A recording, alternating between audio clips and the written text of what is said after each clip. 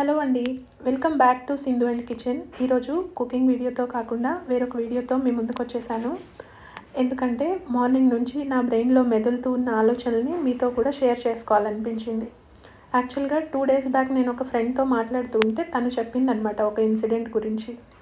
ఏంటంటే తనకి ఫ్రెండో లేదా తన ఫ్రెండ్కి ఫ్రెండో కన్ఫర్మ్గా తెలియదు, కానీ తను మాత్రం బ్రైట్ స్టూడెంట్ అట. ఫర్దర్ స్టడీస్ కోసమని ఫారెన్లో చదువుకోవాలని ప్లాన్ చేస్తూ ఉన్నప్పుడు తనకి స్టాన్ఫోర్డ్ యూనివర్సిటీలో ట్రై చేసే ఆపర్చునిటీ వచ్చిందట. సో తను ట్రై చేస్తే అక్కడ తను సెలెక్ట్ అయింది కూడాను. కానీ పేరెంట్స్ మాత్రం తను అక్కడ చదువుకోవడానికి ఒప్పుకోవట్లేదట.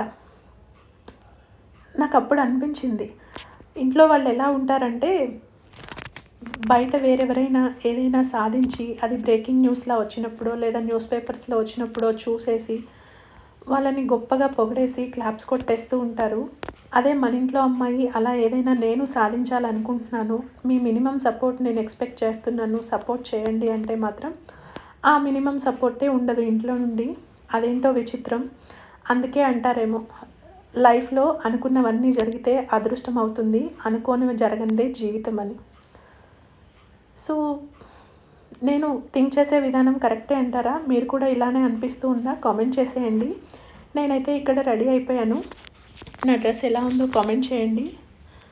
ఈ డ్రెస్ నేను అమెజాన్లో తీసుకున్నాను. ఒకవేళ లింక్ కావాలంటే కామెంట్ చేసేయండి, లింక్ పోస్ట్ చేస్తాను.